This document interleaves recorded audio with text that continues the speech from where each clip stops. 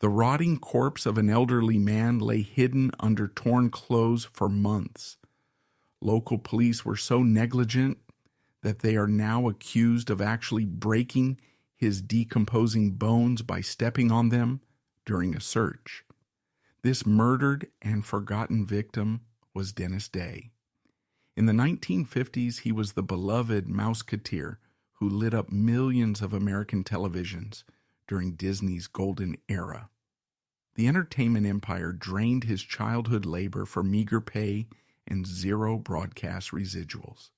The moment his voice changed, they terminated his contract and threw him to the streets empty-handed.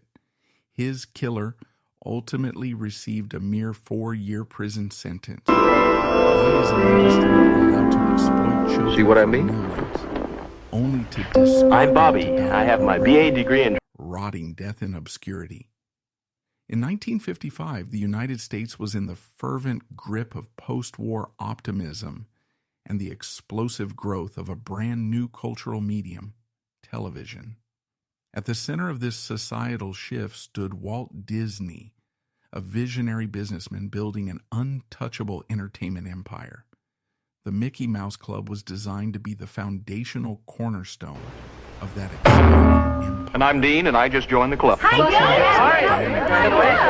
very much. A curated, mathematically perfect vision of American childhood directly into living rooms across the nation. For a child like Dennis Day, selected from a sea of countless hopefuls to be one of the original Mouseketeers, it must have seemed as though he had been invited to live in the glowing center of the sun. He was a talented kid, a strong singer, and a gifted dancer. But what he could not have possibly known at the age of 12 was that he was not simply joining a fun television show.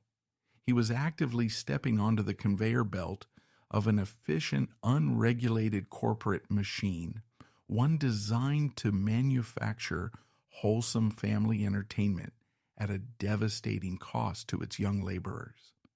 This specific historical context is crucial to understanding the unseen forces that used Dennis up and then decades later failed to protect him. Mid-century America was defined by a blind worship of corporate family values, a near-total lack of legal rights for child performers, and a societal obsession with maintaining a rigid normalcy. The major studios recognized this cultural hunger and moved with ruthless efficiency to commodify it. They viewed the children they hired not as developing human beings, but as effective, disposable visual props. The heavily romanticized narrative of being a Mouseketeer usually involves tales of magical days, forging lifelong friendships, and experiencing the unique joy of early television production.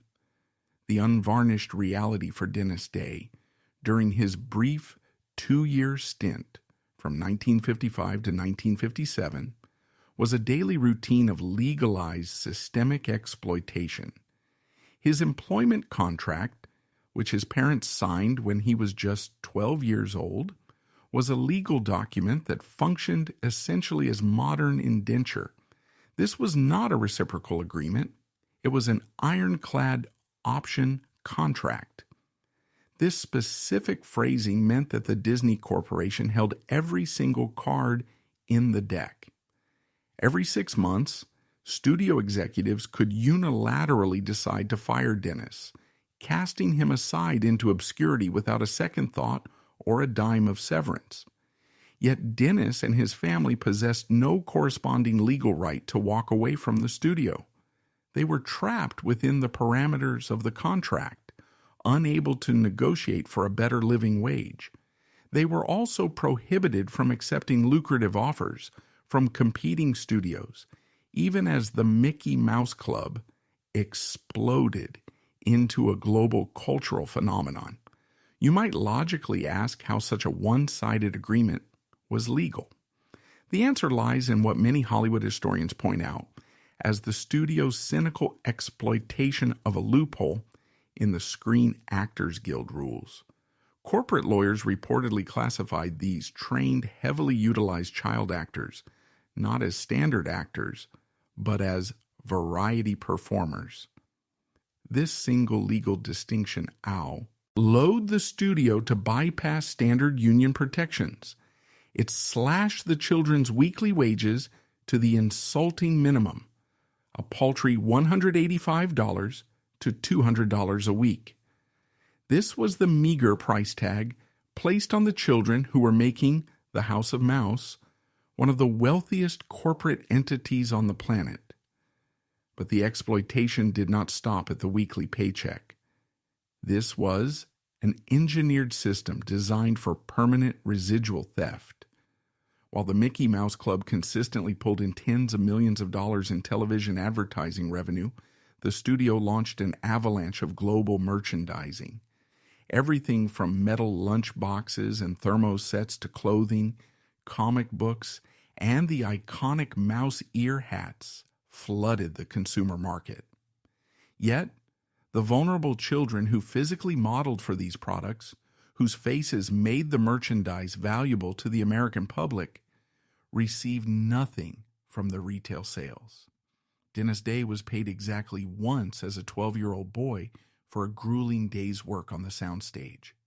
Yet the corporate entity that employed him legally retained the right to continue profiting off of that single day's labor and off of Dennis's own physical likeness for all of eternity.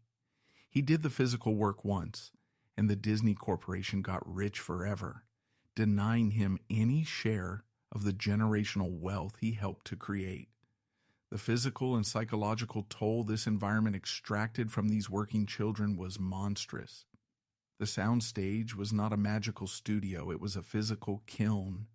These young kids were required to work 6-day weeks.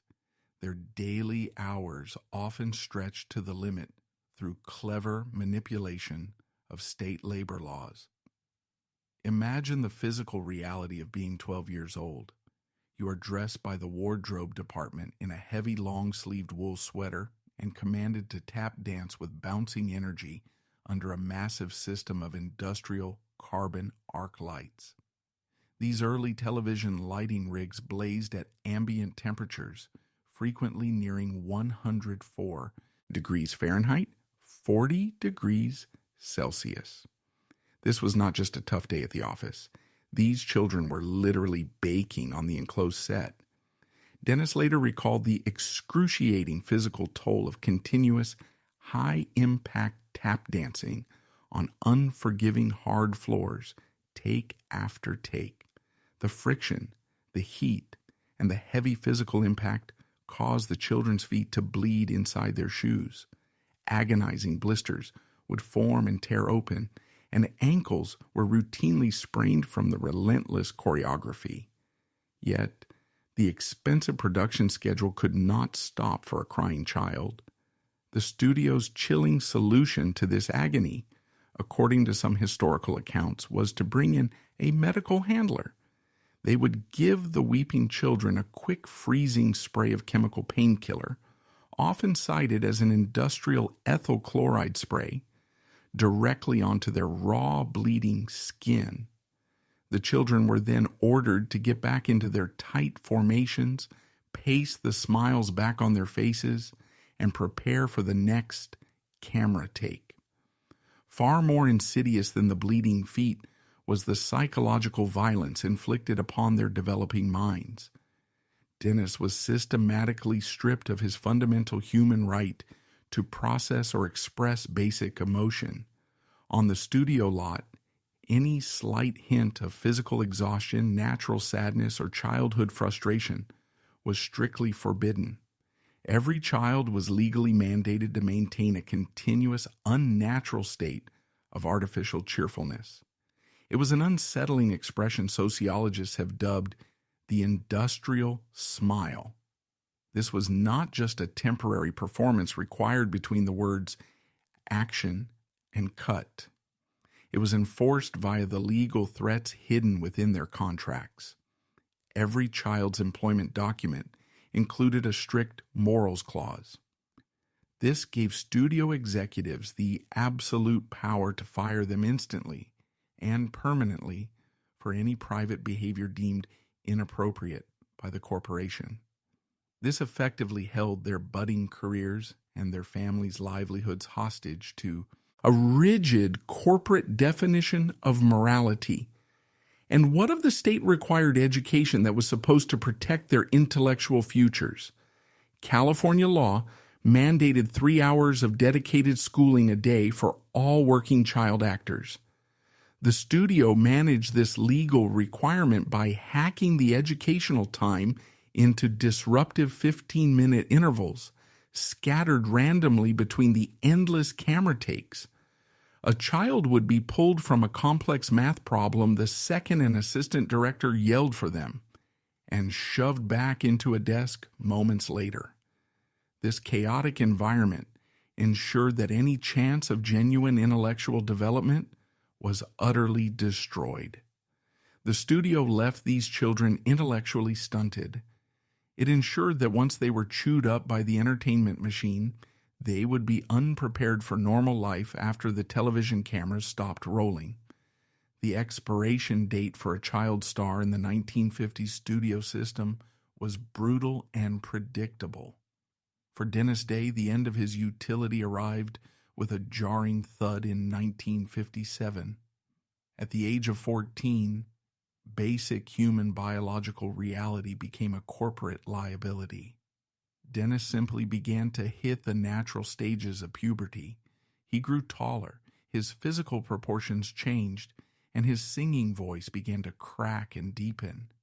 To the executives running the Disney machine, these normal human milestones meant only one thing: their specific product had hit its expiration date.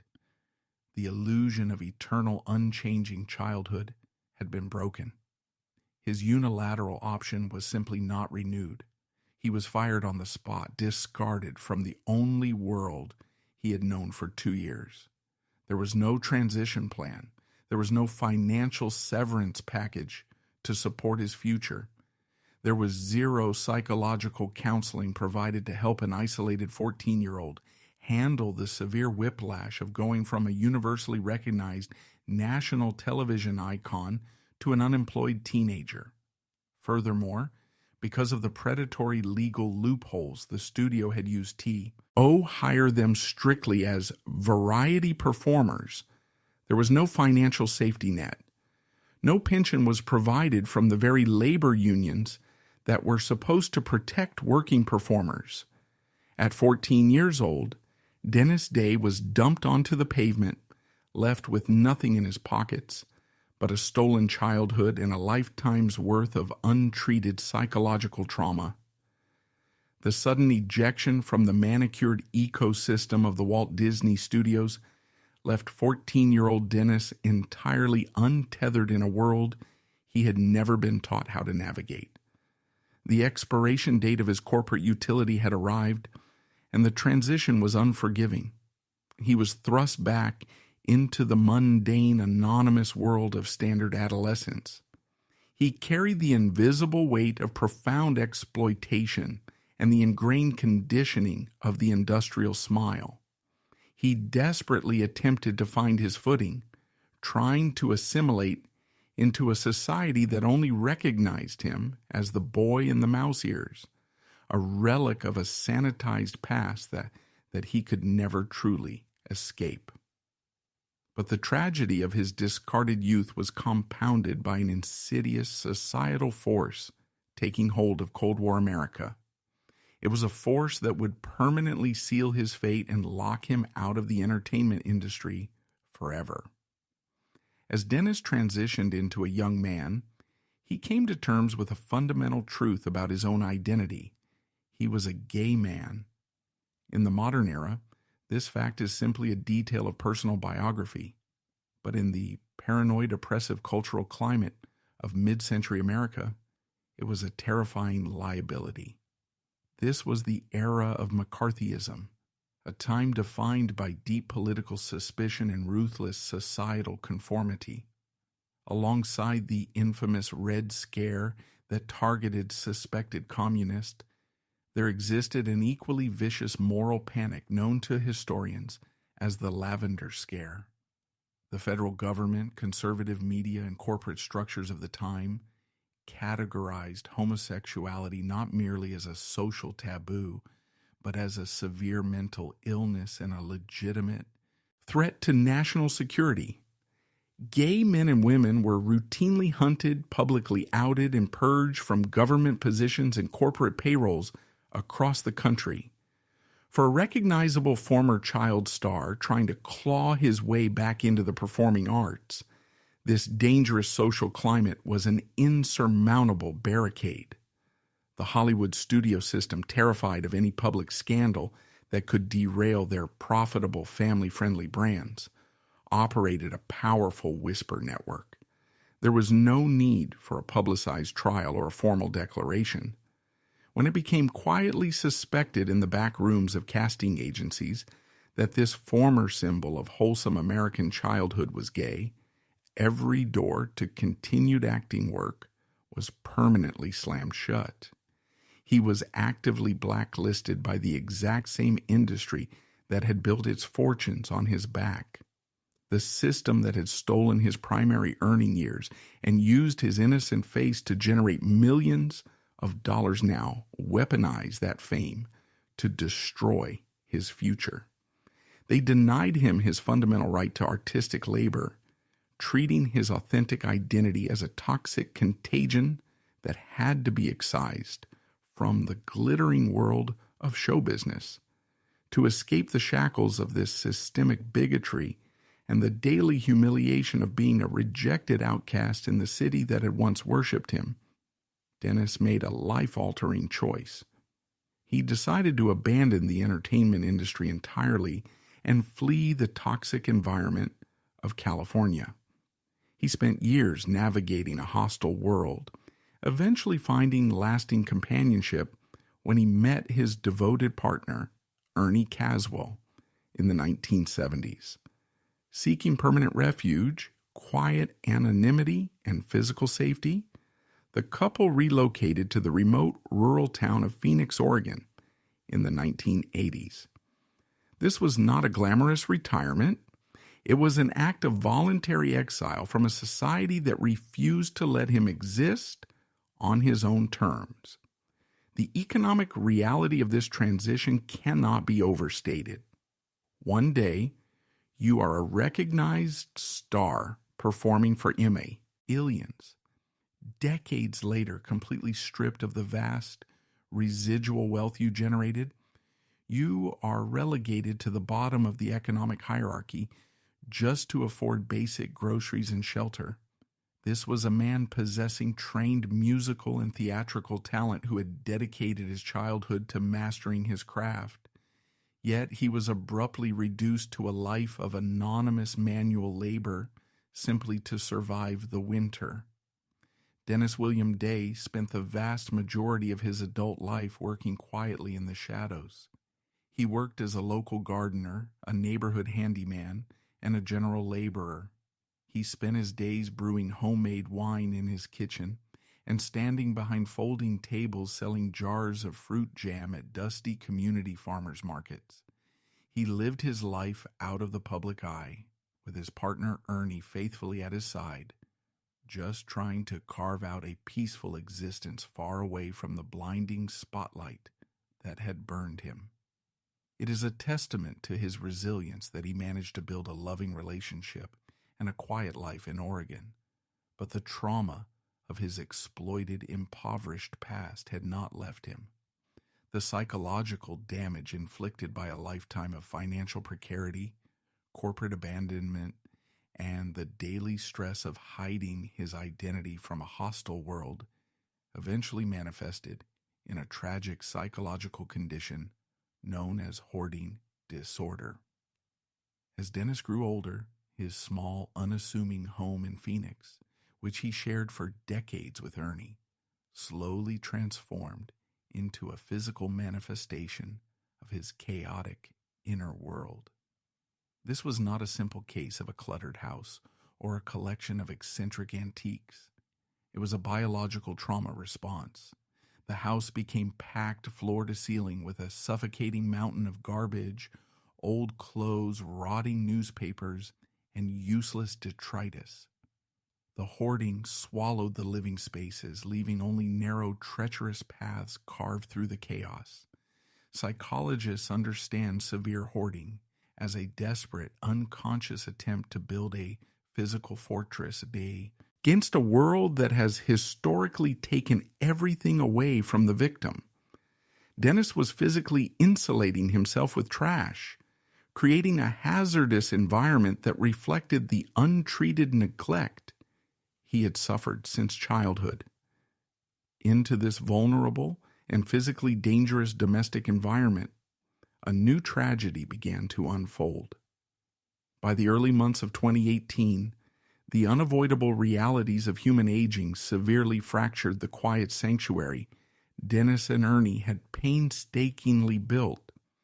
Ernie Caswell, then 88 years old, began to suffer from the rapidly accelerating cognitive decline of dementia. His mind was slowly slipping away, making it impossible for him to safely remain in the hoarded home. Driven by medical necessity, Ernie was removed from the property and placed into a local nursing home to receive full-time care. This heartbreaking separation left Dennis, who was then a frail 76-year-old man, entirely alone for the first time in decades. He was deeply isolated, surrounded by towering mountains of garbage, and profoundly vulnerable to the outside world. Perhaps trying to regain some measure of control over his chaotic environment, or simply needing assistance with the maintenance of the decaying property, Dennis made a fateful decision. He hired a local itinerant handyman to help clear the property, a younger, physically imposing man with a documented criminal record named Daniel James Berta. Inviting a stranger into the claustrophobic environment of a severe hoarding situation is inherently volatile, and interpersonal conflicts inevitably arose between the two men. The precise details of their daily arguments remain buried in the trash, but it is clear that Dennis explicitly told Berta to leave the property. The simmering tension within that cramped, junk-filled house finally reached a boiling point in July of 2018. In a sudden explosion of physical violence, Daniel James Berta attacked and murdered the frail 76-year-old former child star, Iori. The exact mechanics of the fatal assault were horrific, but what the killer did in the immediate aftermath of the murder elevates this crime to a calculated piece of psychological cruelty. In forensic science, this is known as in situ concealment.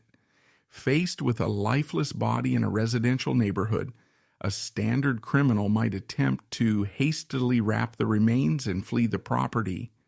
Berta did not flee, and he did not attempt to remove the physical evidence of his crime. Instead, he simply shoved the lifeless form of Dennis William Day down onto the filthy floorboards of the home.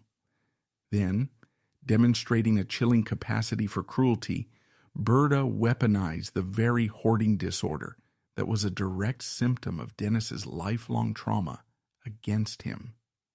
He began pulling down the towering mountains of accumulated garbage, the heavy piles of old clothing, and the endless stacks of rotting detritus, piling it all directly on top of the dead man. He systematically buried Dennis William Day within the trash heap that had functioned as his psychological fortress. He reduced a human being, a man who had once brought joy to millions of children across the globe, to a piece of discarded refuse buried in his own living room. The audacity of Daniel Berta is almost impossible to comprehend. He did not panic and run from the scene of his crime. For the next 9 consecutive months, he continued to casually live inside that very same house, sleeping and eating mere feet away from the decomposing body of the man he had murdered. To deal with the inevitable, horrific stench of a human body naturally decaying inside an unventilated Oregon home during the heat of the summer, Berta did not show an ounce of remorse. He simply utilized industrial-strength air fresheners, harsh chemical bleach, and perfume cleaning supplies, aggressively spraying them throughout the hoarded hallways. He created a sickening perfume that mixed the artificial scent of cheap chemicals with the heavy odor of human death. While Dennis silently decomposed beneath the heavy weight of the garbage, Berta began a methodical campaign of financial desecration. He looted the dead man's property, treating the home as his personal bank. He stole Dennis's bank cards, using them to illegally withdraw funds to support his own life. He casually sold Dennis's primary vehicle, a Ford Escort, to unsuspecting buyers in the local area. Perhaps most symbolically demonstrating the theft of Dennis's identity, Berta stole a specific personal piece of Dennis's history, a solid gold decorative pin. It was one of the very few valuable items Dennis possessed that connected him to his past. It was a shining fragment of a life that was now extinguished, casually pocketed by the man who had stolen his future. The infuriating aspect of this tragedy is that the murder did not happen in a vacuum. One single desperate person knew with unwavering certainty that something was fundamentally wrong.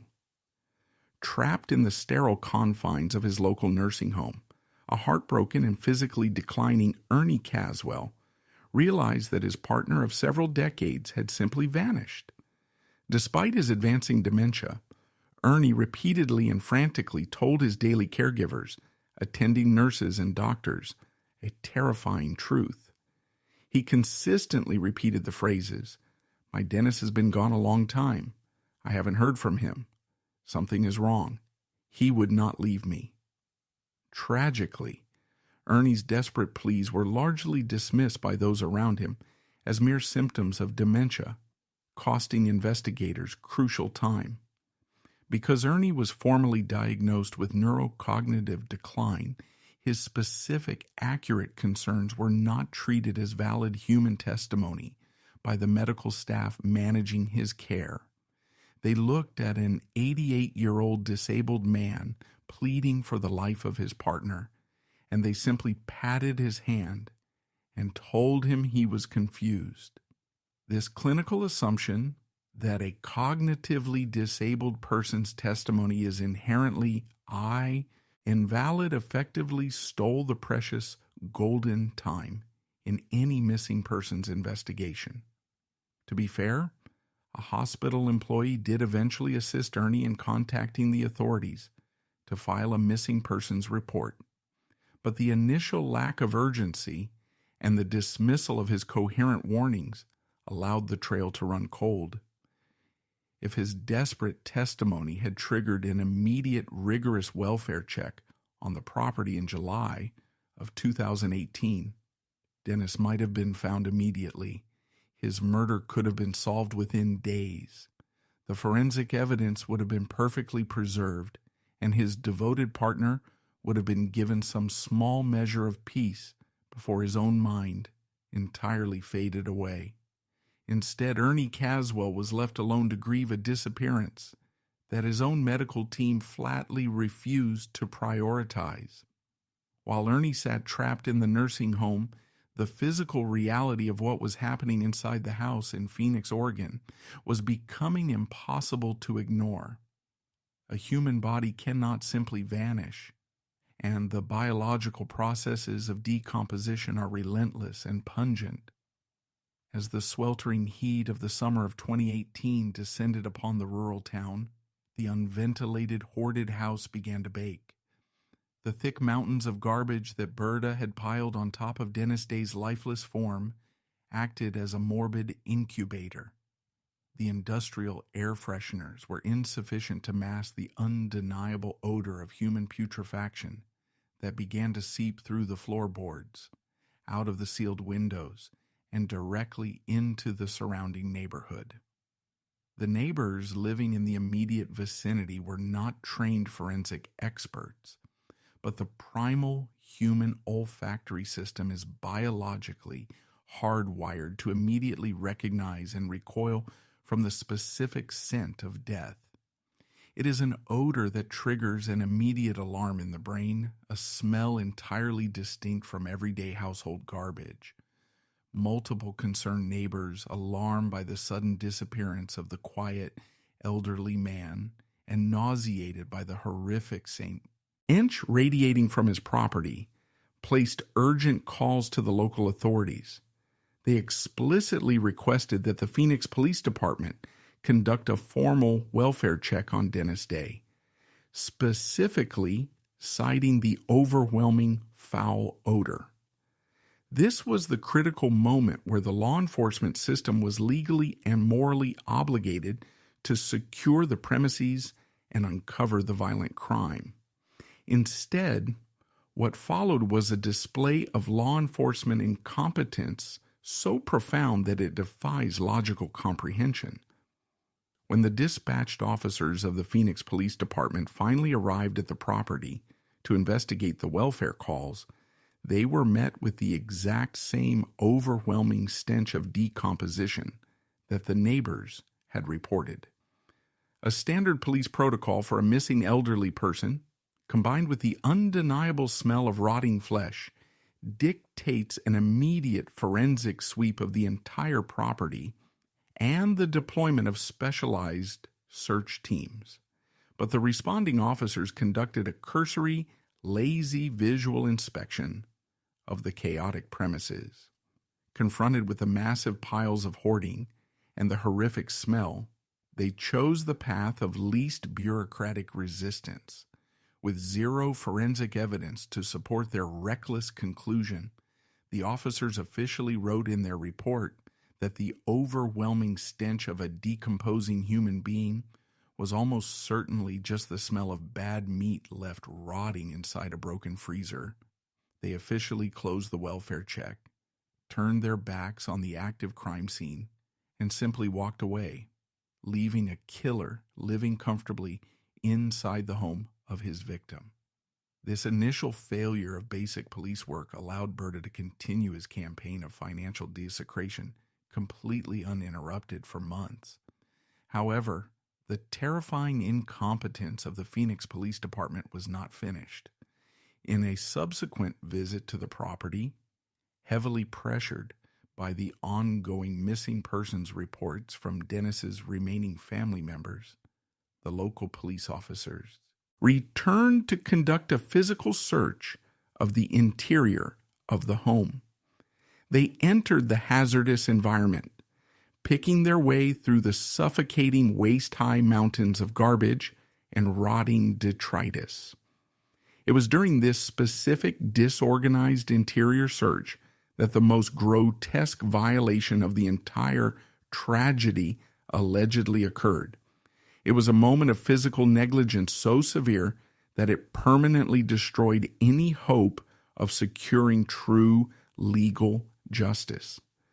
As the Phoenix police officers clumsily navigated the treacherous pathways carved through the hoarding, the family's civil lawsuit officially alleges that a responding, heavily equipped officer lost his footing. He allegedly stepped directly onto one of the massive piles of discarded clothing and garbage. Unbeknownst to this officer, buried directly beneath that specific pile of trash was the heavily decomposed, fragile skeletal remains of Dennis William Day. According to the lawsuit, the sheer downward pressure of the large police officer's full body weight actively cracked, shattered, and broke multiple critical bones within Dennis's skeleton right there on the living room floor.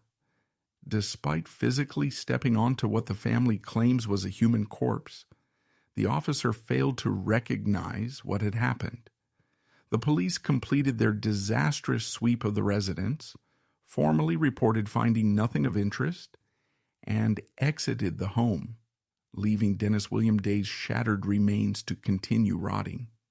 The sheer magnitude of this physical and procedural negligence allowed the violent crime to remain undetected for an agonizing 9 consecutive months.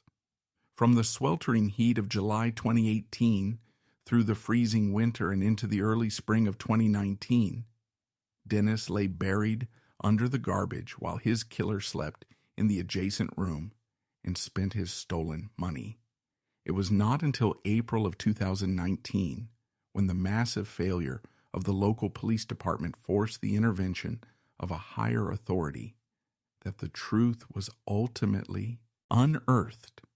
The Oregon State Police formally took over the bungled missing persons investigation. Recognizing the extreme complexity of the contaminated environment, the state troopers deployed a specialized cadaver dog to search the interior of the property. The stark contrast between canine competence and human negligence was instantaneous. Upon entering the home, the sensitive cadaver dog ignored the chemical air fresheners, bypassed the broken freezer, and immediately alerted its handlers directly to the exact pile of garbage where the Phoenix police had stood months prior. The Oregon State Police carefully excavated the pile and finally recovered the severely degraded remains of the forgotten Mouseketeer. But the recovery of the body was not a moment of legal triumph. It was the beginning of a forensic nightmare. Because the local police department had allowed the body to actively decompose in an unventilated house for 9 months, the remains were nearly completely skeletonized. The crucial soft tissues, the skin, the organs, and the muscles that medical examiners rely upon to determine exact causes of death had been completely eradicated by the natural biological processes of decay. The forensic anthropologists and the state medical examiners were left with nothing but a damaged skeleton to tell the story of the murder.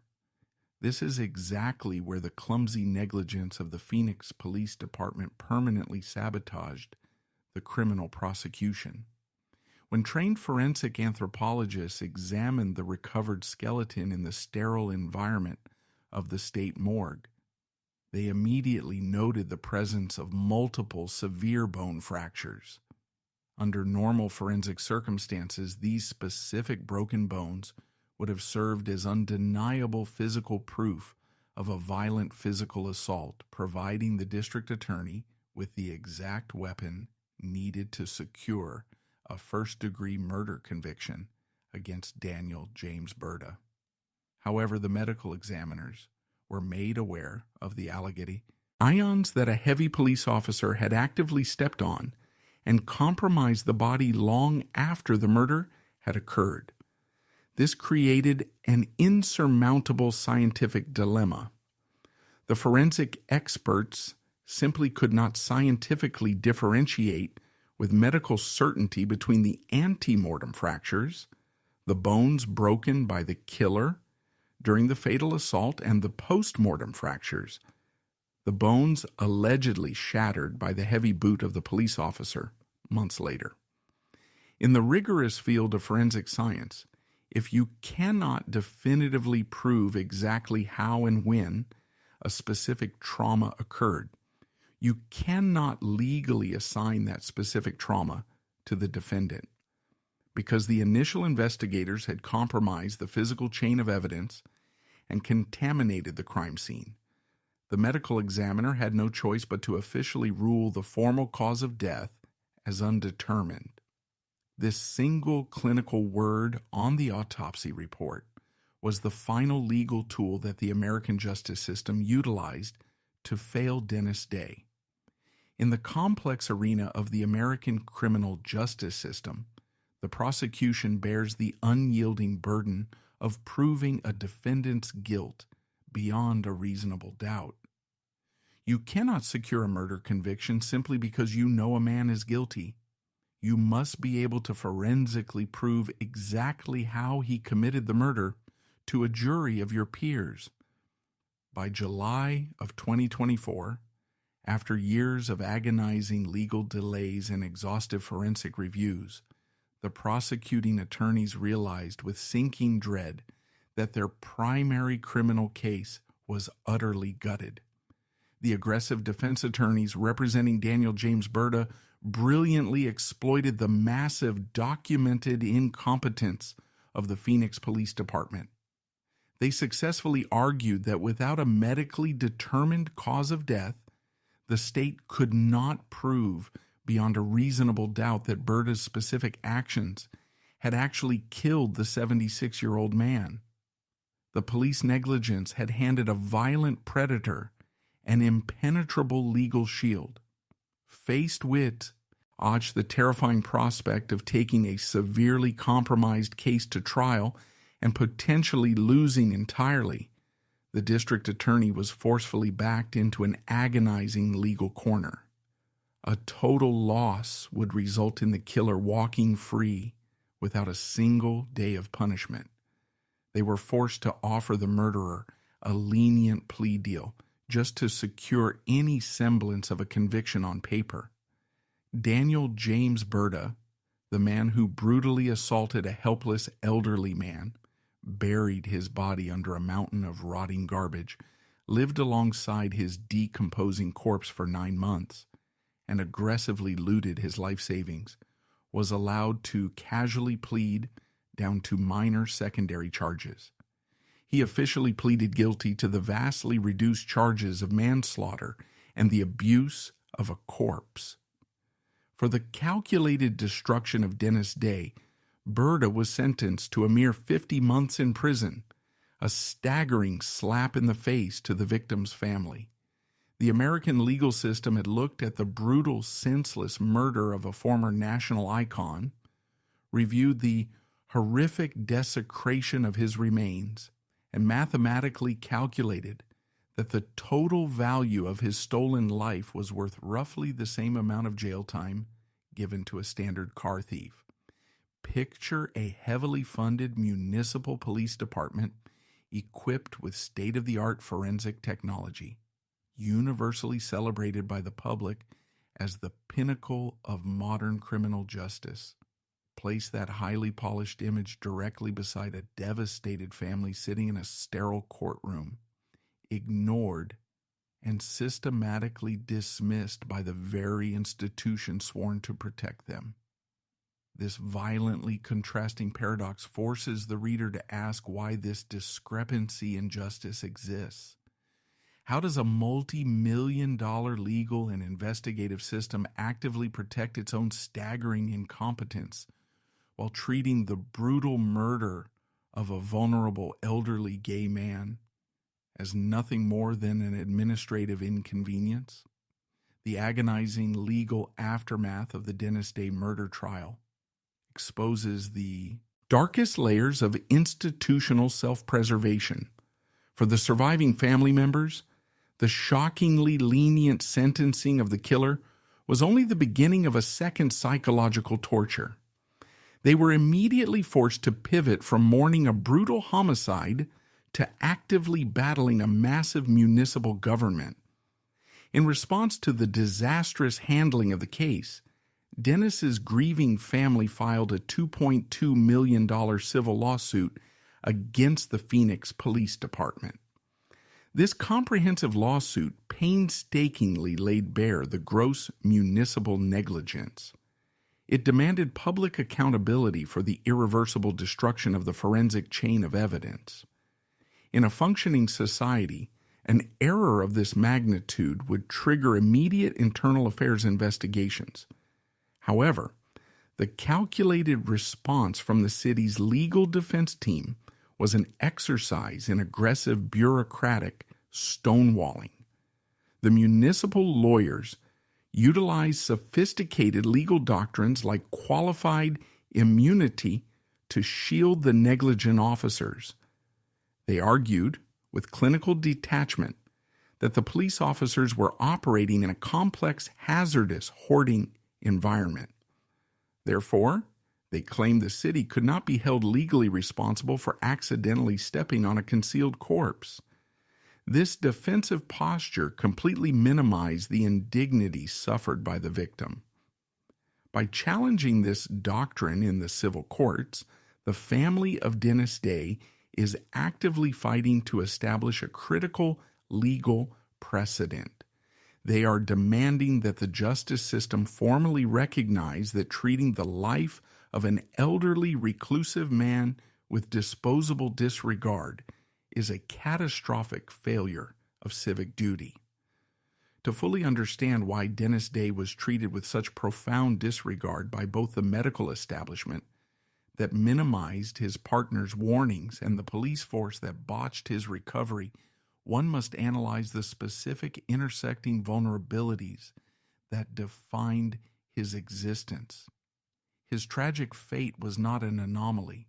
It was the direct, predictable result of an algorithmic societal bias. This bias dictates exactly whose lives are deemed valuable enough to save and whose disappearances are worthy of urgent investigation. In the modern American media and law enforcement landscape, there is a documented sociological phenomenon known as missing white woman syndrome.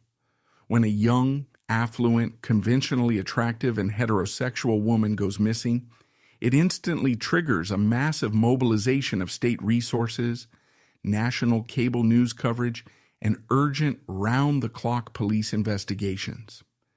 The entire society grinds to a halt to locate the victim.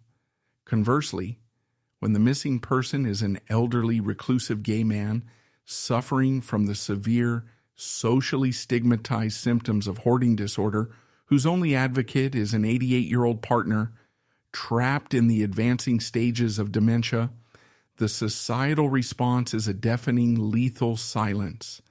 Dennis Day possessed none of the demographic traits that trigger societal empathy or police urgency.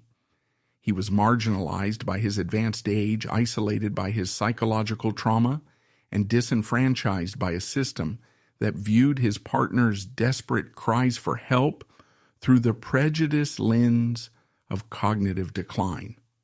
The local police department did not execute a rigorous forensic sweep of his property in July of 2018 because, on an unstated institutional level, they did not view the disappearance of a reclusive elderly hoarder as a high-priority civic emergency.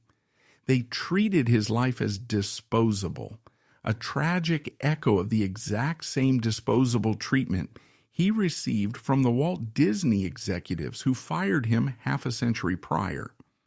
The suffocating isolation that ultimately made Dennis Day vulnerable to a violent predator was not a natural personality trait.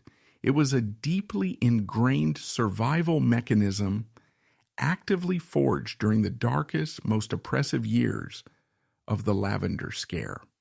To comprehend why a universally recognized national television star would abandon the entertainment NT industry and hide himself behind towering mountains of garbage in rural Oregon, we must examine the coordinated corporate homophobia of the mid-century studio system. Dennis Day did not simply choose to leave Hollywood. He felt compelled to flee a culture that viewed his fundamental identity as a contagious moral sickness. The fear that drove him into the shadows was entirely justified, and the historical record of the Walt Disney Corporation during this specific era provides the exact chilling context for his absolute terror.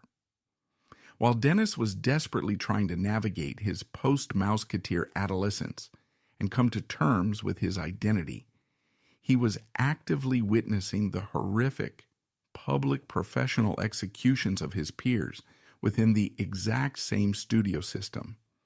The most devastating example of this corporate bigotry was the destruction of Tommy Kirk.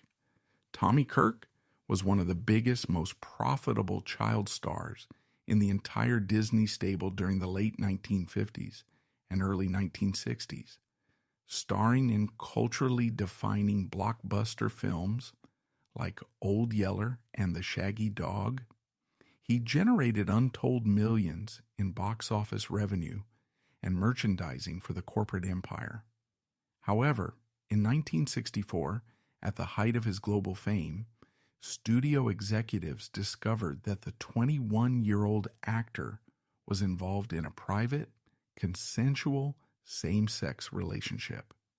The corporate response from Walt Disney himself was immediate, absolute, and merciless. There was no discussion, no offer of protection, and absolutely no loyalty shown to the young man who had built their cinematic empire. Tommy Kirk was aggressively fired on the spot, stripped of his lucrative studio contracts, and immediately blacklisted by the conservative, tightly controlled Hollywood establishment. He was violently thrown out of the protected studio gates and permanently labeled as a severe moral liability. His massively promising lucrative acting career was instantaneously and permanently destroyed solely because of who he loved. For a young, observant, and closeted Dennis Day, the brutal, efficient corporate assassination of Tommy Kirk served as an undeniable warning siren. Dennis watched a peer, a young man who was vastly more famous and far more financially valuable to the studio than he ever was, be entirely discarded and professionally ruined overnight. He realized with terrifying clarity that the sanitized, heavily policed world of American entertainment would never allow him to exist authentically. He understood that if powerful executives were willing to destroy the beloved star of Old Yeller without a second of hesitation, they would not hesitate to destroy a former, lower-tier Mouseketeer. The studio system did not just steal his primary earning years. They created an environment of such suffocating terror that he felt compelled to completely abandon his trained artistic craft. The heavy psychological burden of being a closeted child star in the McCarthy era required a constant, exhausting dual performance. Dennis was forced to act on the brightly lit television screen to satisfy demanding corporate directors, and then he was forced to act in his private life simply to physically survive the paranoid, aggressive societal bigotry of the 1950s. This relentless pressure to constantly hide his true self, combined directly with the untreated financial trauma of having his childhood labor completely stolen by network lawyers, created a massive psychological pressure cooker. When he eventually fled California for the remote, quiet anonymity of Phoenix, Oregon, the festering wounds of his youth did not simply heal in the rural air. The severe hoarding disorder that eventually consumed his living space and served as his physical tomb was the tragic manifestation of a mind broken by systemic abandonment. He was unconsciously building a chaotic, impenetrable physical fortress against a world that had historically taken everything away from him. It was a world that judged his identity as a perversion and completely denied him the basic human dignity of fair financial compensation. The towering piles of rotting newspapers, discarded clothing, and useless detritus were not a lifestyle choice. They were a biological trauma response. They were the physical scars of a man who had been taught by the most powerful corporations and societal institutions in America that he was fundamentally worthless, disposable, and profoundly unsafe. The unresolved chapters of the Dennis Day tragedy are not confined to the negligent actions of the Phoenix Police Department or the lenient sentencing of Daniel James Berta. The most profound, lingering heartbreak of this narrative belongs entirely to Ernie Caswell. When Dennis fled the toxic, homophobic environment of Cold War California, he spent years trying to survive before forging a powerful, resilient bond of shared exile with Ernie. They spent decades building a quiet, anonymous life in the shadows, far removed from the destructive machinery of the Hollywood studio system that had exploited Dennis's youth. Ernie was the one human being on the planet who truly saw Dennis William Day. He did not see the globally marketed fiction of the boy in the mouse ears, nor did he see the tragic, traumatized hoarder that the local community eventually judged. He simply saw the man he loved, and he spent his adult life protecting him. When medical necessity removed Ernie from their shared home and placed him into full-time care, the physical separation was devastating, but the emotional connection remained unbroken. Even as the severe neurocognitive disease aggressively attacked his brain, stripping away his short-term memory and spatial awareness, the deeply ingrained instinct of love survived the neurological decay. He knew with a terrifying certainty that defied clinical explanation that his partner had not simply walked away. He repeatedly begged his caregivers to physically go to the house, to check the property, to call the author. Ties. He told anyone who would listen that his dentist would never abandon him and that a terrible tragedy had occurred. Despite one staff member eventually helping him contact the police, the overarching failure to prioritize his coherent warnings is a textbook example of how society assumes a disabled mind is entirely devoid of truth. The cruelty of this administrative dismissal cannot be overstated. It was a profound violation of his basic human dignity, stripping a lifelong partner of his voice exactly when it was needed most. The inescapable tragedy of this medical gaslighting is that Ernie Caswell never received the closure he so desperately begged for.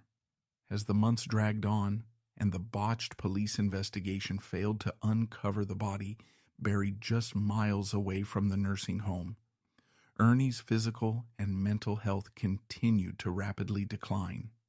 He was forced to live his final vulnerable days suspended in an agonizing state of ambiguous loss.